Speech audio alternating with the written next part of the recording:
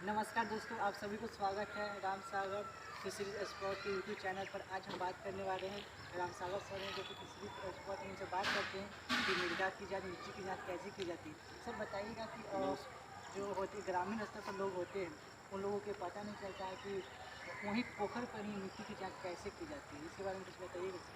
हाँ, हम ये आज जानकारी देंगे कि जैसे क्या होता है कि तालाब बनाने से पहले किस तरीके से फार्मर को मिट्टी की जांच करना चाहिए।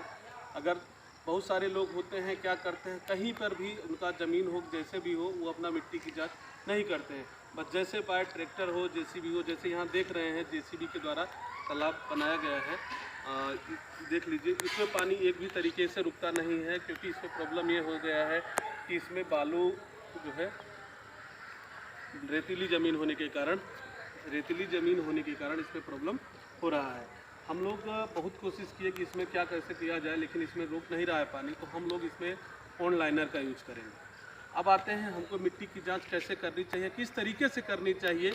हम लोग बहुत सारी जानकारी आपको देंगे अभी।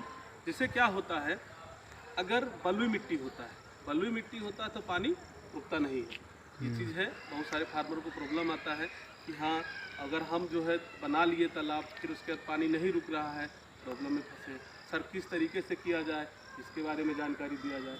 अब ये प्रॉब्लम है, इस चीज़ को सॉल्व करने के लिए हमको करना क्या पड़ता है। बहुत सारे लोग क्या करते हैं कि बाहर से काली मिट्टी होती है या सिल्क मिट्टी हो, दोनों मिक्स करके रहता है, उसको ला करके बालू वाले क्षेत्र में डालते हैं। करीब करीब 2 से 3 फीट डालते हैं, जिससे वो मिट्टी बैठ जाता है तो पानी का रिसाव कम होता है। और बहुत अब क्या है, अब तो जो है 2 साल से बायोफ्लोक तालाब को बनाने के लिए पी लाइनर का यूज होता है, जिससे कहीं पर भी आप कर सकते हैं। बालुई क्षेत्र में हो, जितना भी कंकड़ीला क्षेत्र हो, वहाँ पे भी मछली पालन आप इस समय सक्सेसफुल होने लगा है।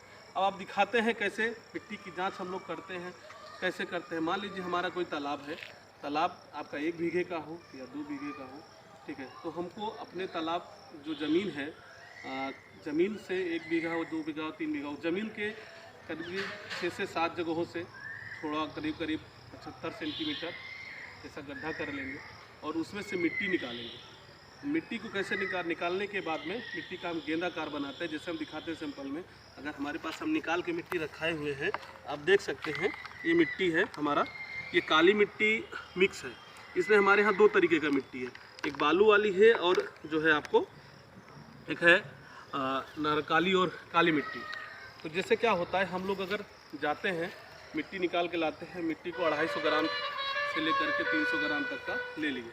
अब मिट्टी को क्या करते हैं, ऊपर की तरफ जैसे मिट्टी ले ली अपने हाथ से, मिट्टी को अपनी हाइट से करीब 5 से 6 फीट की ऊंचाई पर उछालेंगे। देखिए जैसे उछालते हैं, दिखाइएगा कैमरा में। और ये उछाले तो ये मिट्टी टूट के बिखर गया, टूट करके बिखर जाता है।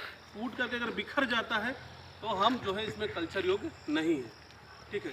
अगर वही मिट्टी, दूसरा मिट्टी अगर हम लेते हैं, जैसे क्या होता है, अगर हमारे ही तालाब का ही मिट्टी है, दूसरा मिट्टी तालाब ज़मीन का मिट्टी है, इसको अगर हम थोड़ा सा टाइट बांध देते हैं, ठीक है, टाइट बांध दी, और टाइट बांधने के बाद में इसको उछालते हैं, तो ये देखिए इस तरीके से उछालने पर ये टूटेगा नहीं। जैसे क्या होता है, जो बालू की मात्रा जिसमें ज़्यादा रहेगा वो टूट करके तुरंत बिखर जाएगा, चाहे इसको हम पकड़े या ना पकड़े। देखिए फिर से उछालते हैं और ये उछलेगा और नीचे की तरफ गिरेगा, लेकिन टूट के नहीं बिखरा। आप देख सकते हैं यहाँ पे टूट करके नहीं बिखरा हुआ है, दिखा दीजिए।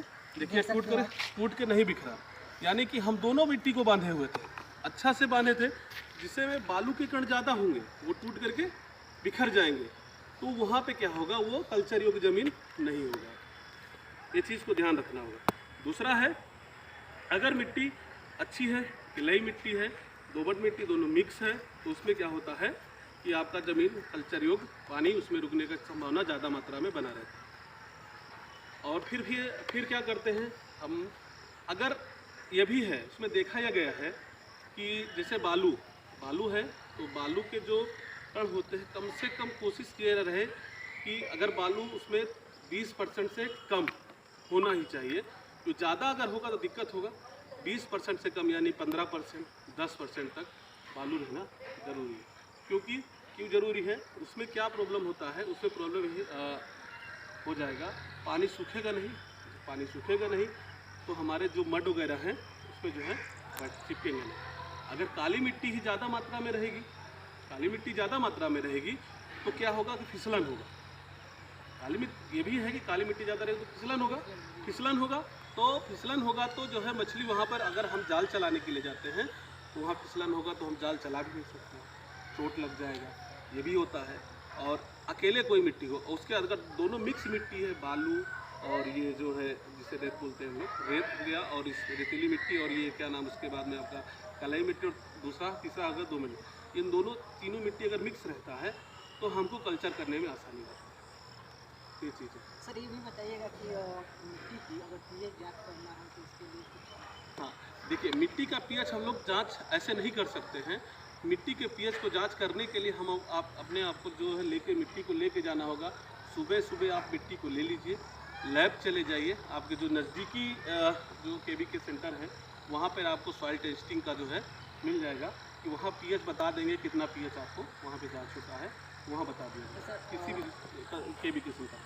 मिट्टी जो लेंगे क्या पोखर के अंदर से लेंगे, एक नहीं। जगह से लेंगे, कई जगह से लेंगे? नहीं, उसमें क्या होता है कि जैसे कि अगर आपका ज़मीन है, अभी तो आप पोखर बनाए नहीं है ना, बनाने का सोच रहे हैं, तो हम बनाने से पहले की बात बोल रहे हैं कि आपका ज़मीन जो है ना, उस ज़मीन से करीब करीब 8 से 10 जगहों से आप 75 सेंटीमीटर गड्ढे से मिट्टी को निकाल करके अब लेके जाएंगे। 75 सेंटीमीटर गड्ढे से मिट्टी को निकाल के ले जाएंगे, जिससे वहाँ पे जा करके आप चेक करवा लेंगे, जिससे उसमें पीएच की मात्रा को पता चल जाएगा। जैसा कि सर बताएं मिट्टी को जांच करके बताएं, और इससे ज़्यादा जानकारी के लिए दिए गए नीचे नंबर पर संपर्क कर सकते हैं। धन्यवाद।